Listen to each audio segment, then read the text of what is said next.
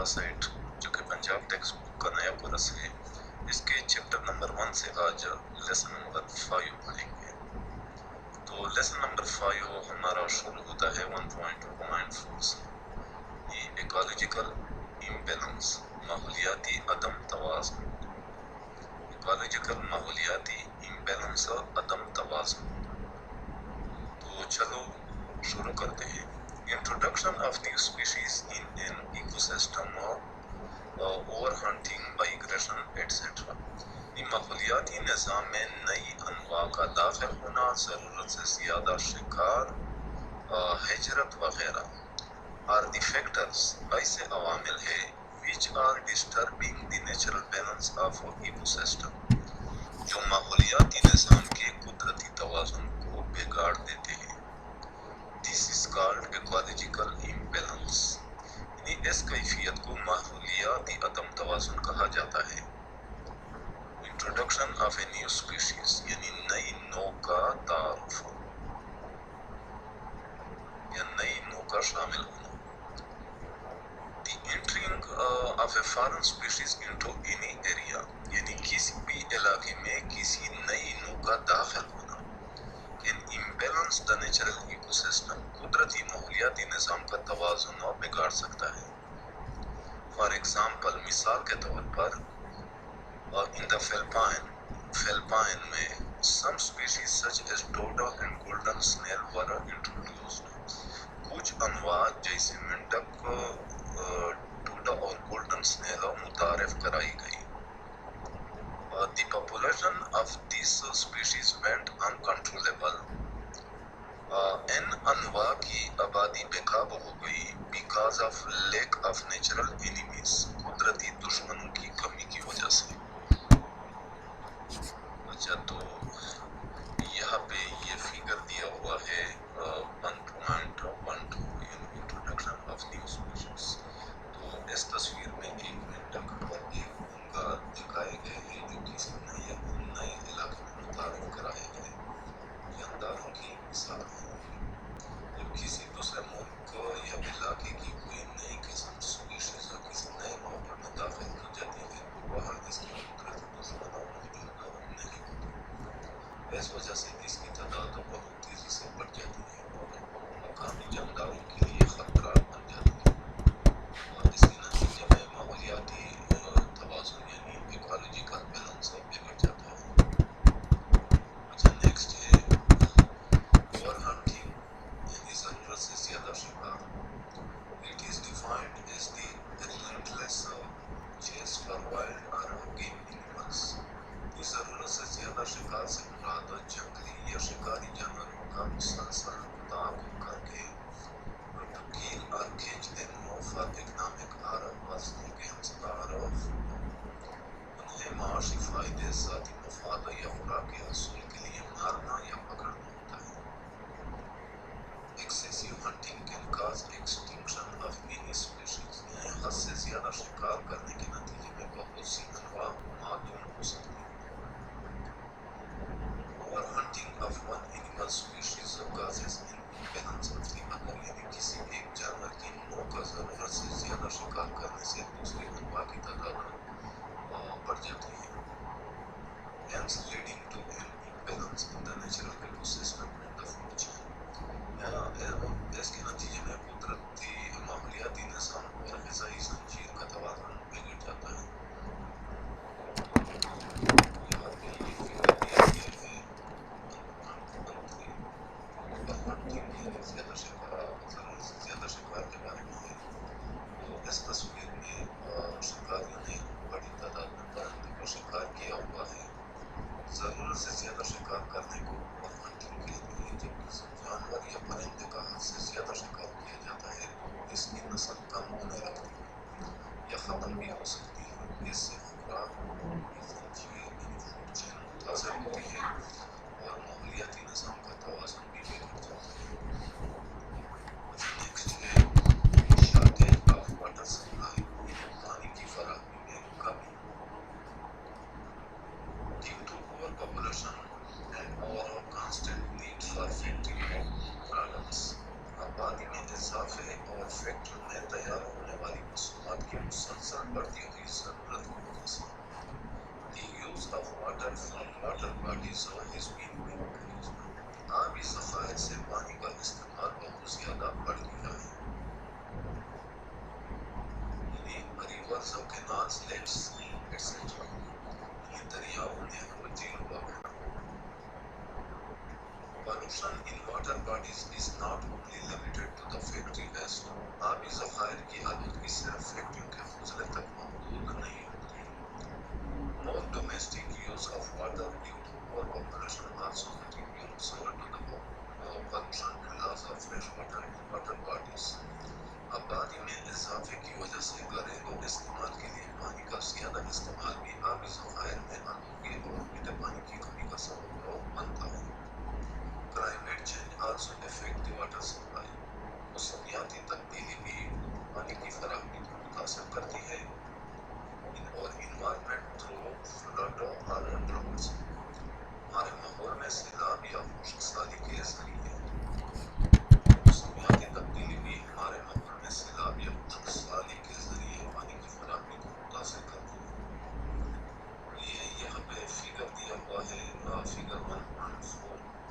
یہ ہے factories discharging waste water bodies کے بارے میں ہے. تو اس تصویر میں ایک فیکٹری اپنا گند اور کیمیائی فضلہ دریا یا پانی کے ذخیرے میں خارج کر رہی ہے. کارخانوں کا آلودہ پانی دریاؤں جھیلوں اور نہروں میں شامل ہو کر پانی کو آلودہ کرتا ہے. اس سے آبی حیاتوں متاثر ہوتی ہے. صاف پانی کی مقدار کم ہو جاتی ہے اور انسانوں کی صحت کو بھی مصیبت پہنچتا ہے. اچھا نیکسٹ ہے مائگریشن یعنی نقل مکان یا ہجرت. Migration is the movement of organisms from one place to another. یعنی ہجرت یا نقل مکانی سے مراد جاندار کا ایک جگہ سے دوسری جگہ منتقل ہو جانا ہے.